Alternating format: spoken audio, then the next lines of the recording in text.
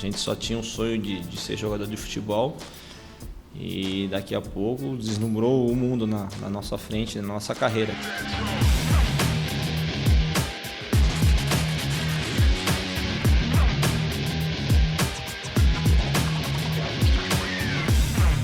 Os primeiros chutes de Marquinhos no futebol de campo, quem diria, aconteceram com a camisa do Figueirense.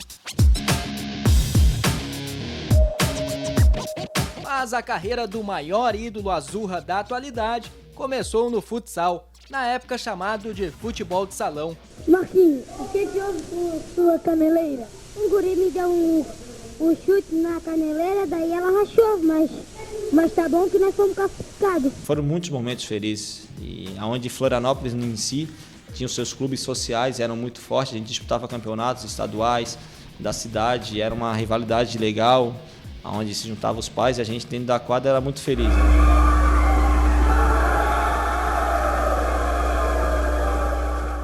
Marquinhos foi descoberto pelo professor João Mesquita na escola Tânia Mara, em Biguaçu, cidade da Grande Florianópolis, no final dos anos 80. Começou a treinar no Clube 6 de Janeiro, com 9 anos de idade. Passou pelo time mirim da ABB e pela equipe infantil da Astel. A gente viajava para tudo quanto é lugar.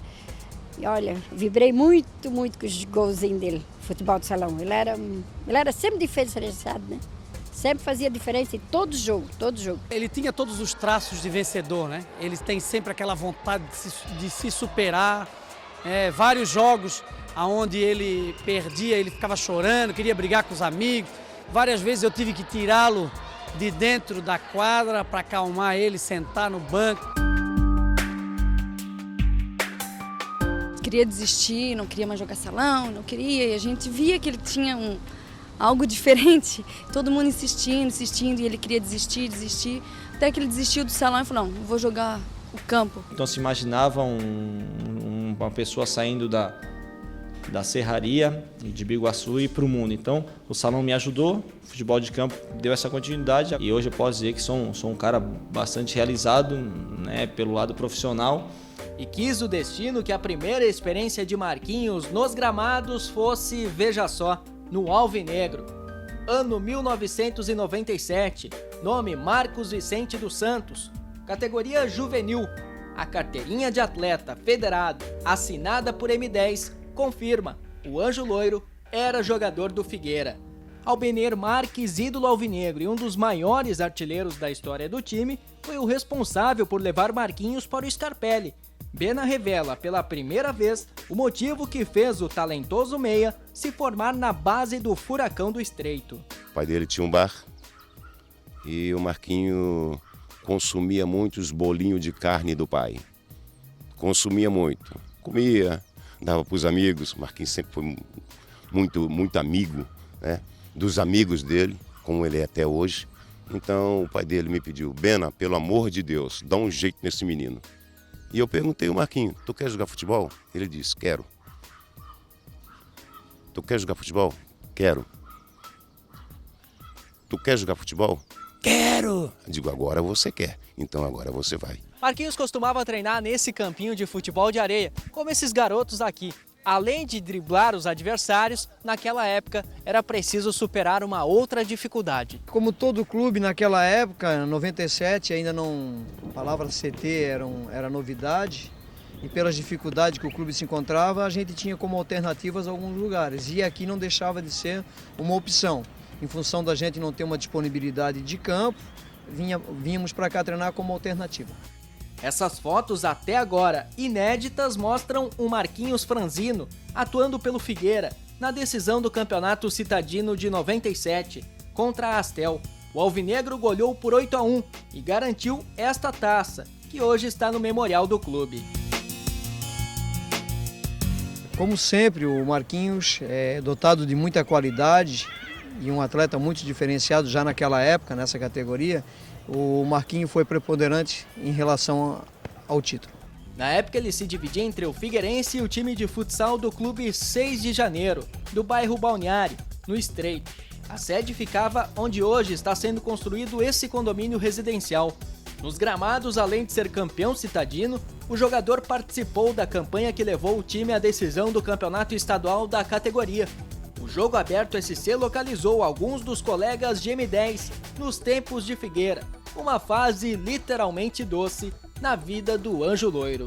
E era uma relação muito amigável, a gente saía do treino, ia para o mercado que tinha junto ao Scarpelli ali, comprava bolacha, comprava refrigerante, isso diariamente, não só eu quanto o Marquinhos e outros jogadores que passaram nessa época, era uma relação totalmente boa. A gente chamava ele de Alemão Mané, que morava lá em Biguaçu, lá na Serraria, então vinha de lá do interior e a gente trazia ele para cidade, entre aspas, né? Então ele conheceu a vida com a gente aqui.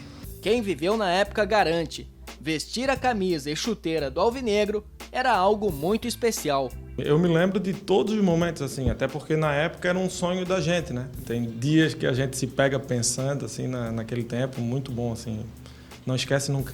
No final do ano, depois da conquista do Citadino, muitos garotos do time foram dispensados. Um deles era Marquinhos. A partir do momento que o Figueirense optou por ser clube empresa, nós da comissão técnica, nós funcionários também tivemos que tomar um outro rumo. E a partir do momento que a gente se posicionou que não ficaria mais no clube, não só ele como outros atletas também optaram por sair. Tempos depois, o Figueirense contestou a saída de Marquinhos. Dirigentes alvinegros da época dizem não terem assinado a liberação de M10. Alheio às polêmicas, o Alemão Mané havia pegado gosto pelos gramados. Foi parar no futebol amador de Biguaçu. Lá foi campeão adulto pelo BAC. E não demorou muito para o atleta chamar a atenção de empresários, que queriam levar o magrelo e habilidoso meia para jogar fora do país. Em uma pelada de final de ano, Marquinhos foi visto pelo então preparador físico do Avaí, o falecido Pantera, que o convidou para realizar um teste na ressacada. Ele queria começar a carreira aqui, perto da gente, que ele não queria ficar longe, né? Sempre dizia para mim, mãe, não quero ficar longe, quero perto de vocês. Em 15 minutos, ele deu um balão no Altair, colocou uma bola na trave e conseguiu marcar o seu nome no treinamento. Não me lembro mais se ele veio meio-dia ou veio só à noite, eu perguntei para ele, daí, Marco, como é que foi? Mãe, fui bem, eu acho que eles vão chamar o pai. Aí tá, eu disse, amanhã eu tenho que voltar. Gonzaga Milioli, técnico do Avaí na época, relembra o primeiro jogo de Marquinhos entre os profissionais. A gente fez um bom jogo, foi 2-2, o placar lá em Joinville. Depois ele continuou jogando, sempre, né, crescendo cada vez mais a cada jogo. Era visível o seu crescimento, principalmente na parte física, né, pela pouca idade. Ele começou a adquirir um lastro físico bem rápido. E ele ficou comigo até o final, né, da minha participação como treinador do Avaí. Foi até o final do primeiro turno, ele fez, aí, acho, 5 ou 6 jogos comigo. Começava ali uma história azul e branca, de amor e cumplicidade, que dura até hoje, sem prazo de validade para acabar. O Avaí para ele é o melhor clube do mundo, assim como para mim, então não tem como não reconhecer. O passado Marquinhos também não esquece, um passado que a nossa equipe dá uma mãozinha e revive em forma de uma grande emoção. Emoção difícil de esconder, mesmo para alguém tão habilidoso na arte de driblar qualquer coisa. Mas nessa jogada, levamos a melhor. Foi quase um checkmate. Tô de sacanagem comigo, né, mano?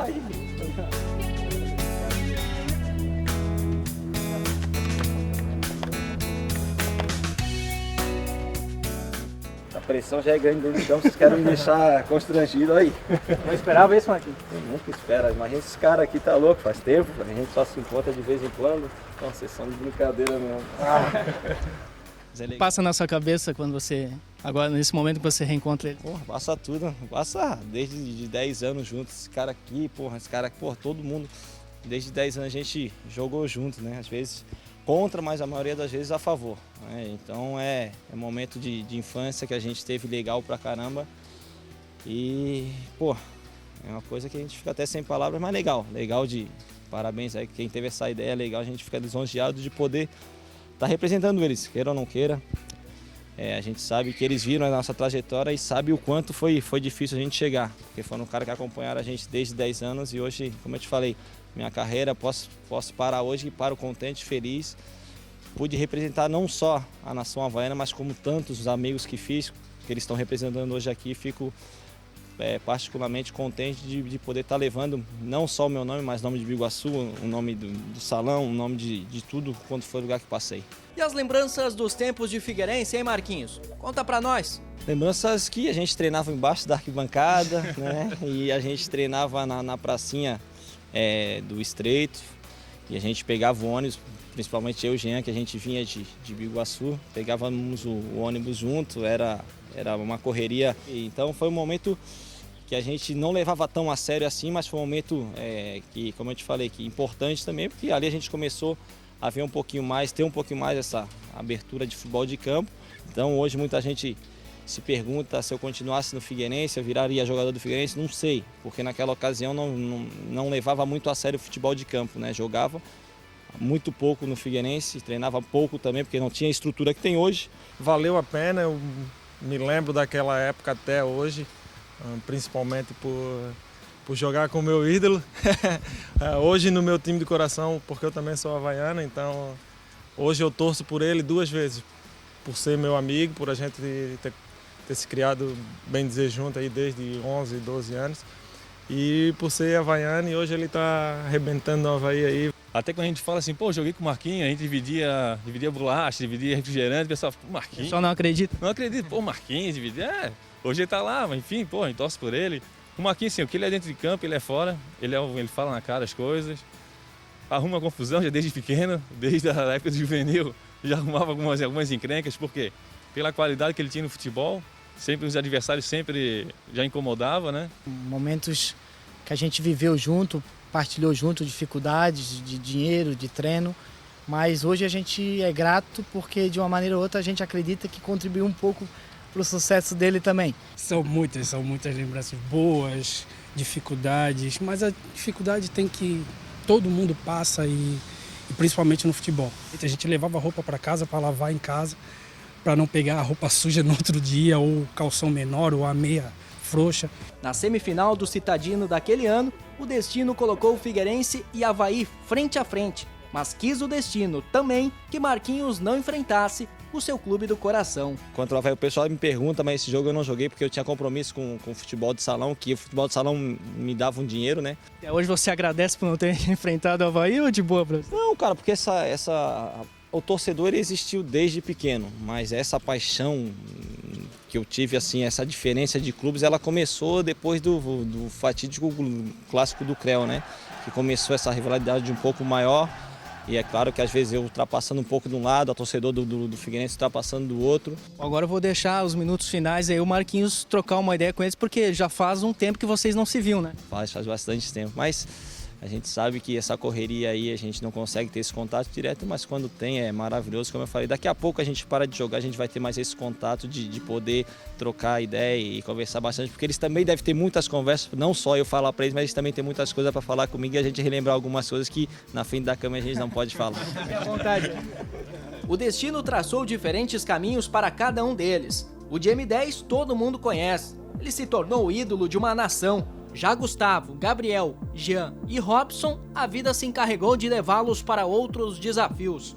Porém, não há como negar, esses caras aí fazem parte da história do mais querido dentre todos os havaianos.